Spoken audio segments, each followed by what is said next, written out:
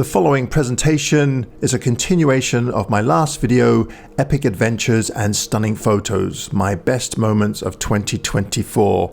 If you haven't seen the first part, I'll leave a link up in the corner here.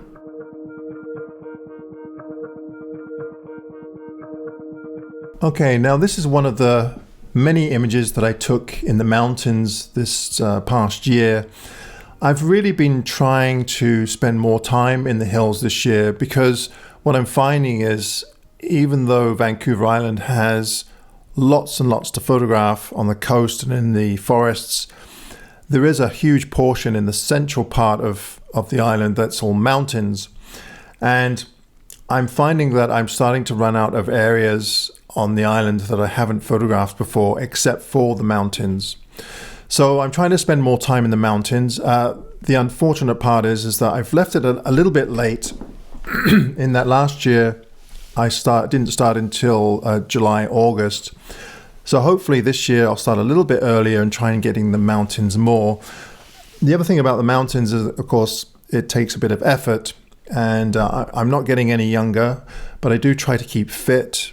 And carrying stuff in the mountains can be problematic, especially when you're carrying all your camera gear and camping gear. So I've really lightened up my camping gear, and my camera gear, what I've decided to do is I've just been using the pretty much an entry-level Fujifilm camera, and that's the XS20. I find it perfectly fine for what I'm doing. And then just a couple of lenses. At some point I might change things up a bit. I haven't decided yet. But one of the things that I love about the mountains are the layers within the mountains. And I've taken lots of photographs of layers in the mountains, but these were some of my favorites from this year. This particular image, it works really well as a black and white. This was one of my favorites. This is the original, and here's the black and white. Same with this photograph here. This was late afternoon. Layers were just beautiful. This was up on King's Peak, and I think as a black and white it works very well. And the same with color.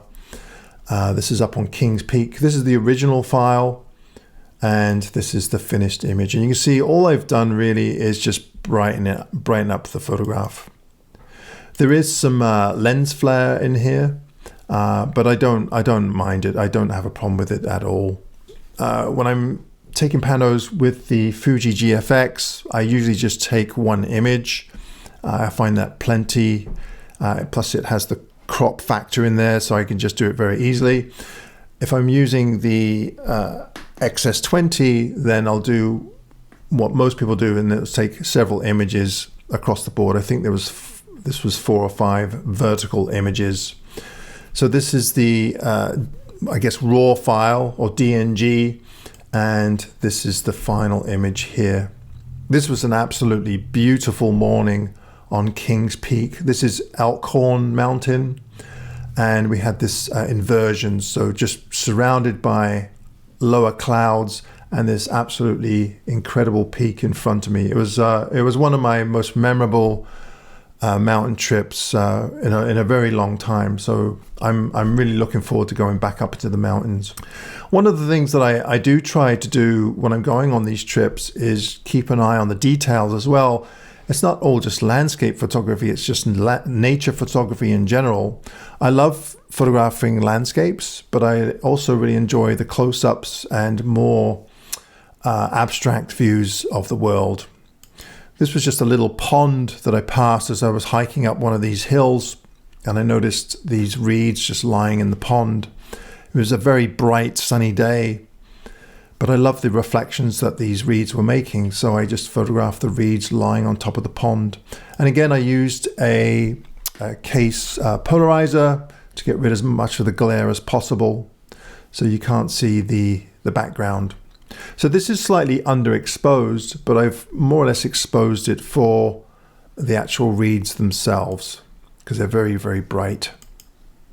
Now, I really quite love this photograph. And then more recently, I've been taking photographs in Scotland. Now, a lot of these photographs I haven't shown you, and that's because I didn't vlog the days that I was out making these photographs, I was on a number of workshops with my good friend Paul Thompson. We did a couple in Glencoe, which were very successful. And if you're interested in going to Scotland this coming autumn, Paul will have a couple of workshops listed very, very soon.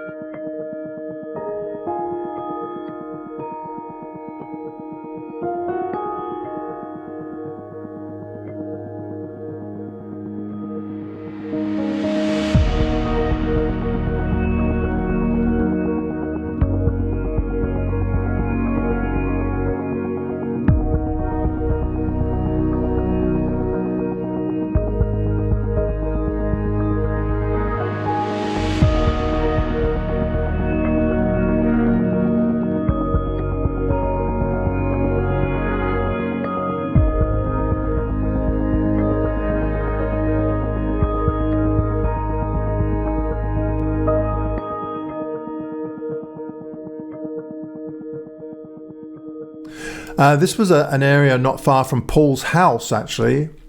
We just went there for the day. Amazing conditions. There was fog, which he assures me they don't get very often. I don't believe him, but he assures me that they hardly ever get fog. But the autumn color was quite good, and this is in November. This was a really beautiful scene. The only problem is that it had this horrible electrical pylon in the background here. So I spent quite some time cloning it out, but I used a generative fill and it did an absolutely amazing job.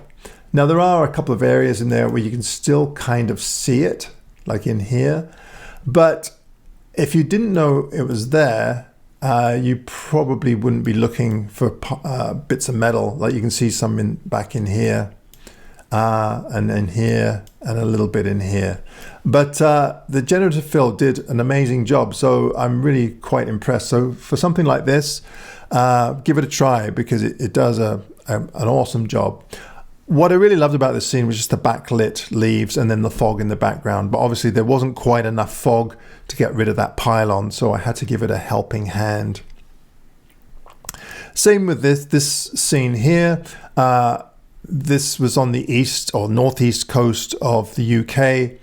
I did a video about this. I'll leave a link in the description down below if you haven't seen the video. I was just really trying to emphasize the foreground to this castle. Now for images like this, because I am so close to the rocks, I did have to focus stack. Also, you'll notice that there is a bit of distortion in the tower itself. I decided just to leave it as is. I didn't feel like fiddling around with it, trying to get the walls parallel to one another. So in the final image, it hasn't changed that much. I guess if I really wanted to portray it accurately, I could spend more time on it, but I just thought it looks fine. It doesn't bother me that much. But you can see I've done quite a bit of work to this. I've brightened up the foreground considerably, darkened the sky considerably, and lightened the castle and the hillside quite a bit as well, and added some saturation. I was really quite happy with the outcome of this photograph here. Now this is Loch Tula. This was on our Glencoe workshop. This was the first workshop, but on both workshops we had absolutely fantastic conditions. So on the first workshop we had clear skies and cold conditions with lots of frost and a bit of fog. It was just beautiful. This is the raw file. What I try to do with images like this is try to gauge, well, what is it that I really want to emphasize? Well, I really wanted to emphasize the frost over here. I do think that the sky is a bit too bright, so I'll bring that down. And also some of these little things that are poking in the side here, either crop them out or just clone them out. So this is the original file, and this is the finished file here. So you can see that I've opened up the shadows considerably. I've darkened the sky, but I haven't darkened it so much that it's darker than the foreground. If anything, if you want your photographs to look believable, is to have your reflection at least a little bit darker than your sky. This was another scene that I came across that I absolutely loved. This was one of my favorite photographs of the year. Again, a close-up. This was how I took the photograph, but I actually prefer it as a vertical. And what I'll often do when I'm kind of figuring out, okay, what do I need to do to this photograph to improve it? If anything, I'll look at the bright areas and the dark areas, and it's usually the bright areas that will attract your attention. So in this case, as I look at this photograph, the brightest area for me is this leaf here, and I find that quite distracting. So in this case, what I would do is darken that leaf there, and then perhaps brighten some of the highlights or the whites in the frosted leaves here in the center portion. So this is the raw file, and then this is the final image. So you can see I've darkened this considerably to try and bring it down to the same tone as the leaves on the side here. So again, here's the raw file and the finished image. Now this was on the second workshop, again, Loch Tula. Again, we had amazing conditions. This time we had a lot of fog, and the fog lasted all day. This was a scene that Paul actually showed me. Beautiful, beautiful. There are some power lines in here. There's actually a road in here. But scenes like this, there isn't really a lot that you need to do in the final image. But there are some things that I did do just to kind of try to emphasize more of this central portion, and also the grasses in the foreground. First of all, the format is okay, but I found it to be a bit distracting, especially on the side here, these trees on the side, this telephone pole, these grasses kind of intersecting from corner to corner. And also, I found that the grasses in the foreground are a little bit dull. So in the final image, what I've done is I've brightened up the grasses. I've cropped it to square format because I found that it just balanced out much nicer as a square. I've also darkened the sky ever so slightly. So here's the raw file and the final image. You'll also notice that I've brightened up the side of the trees ever so slightly with some dodging. Here's another photograph that is one of my absolute favorites, and basically it's just some blackberry vines, I believe, but the frost really stood out and really gave this whole area some texture. Now again, I preferred this as, this is how I took it, but I preferred it as actually a vertical.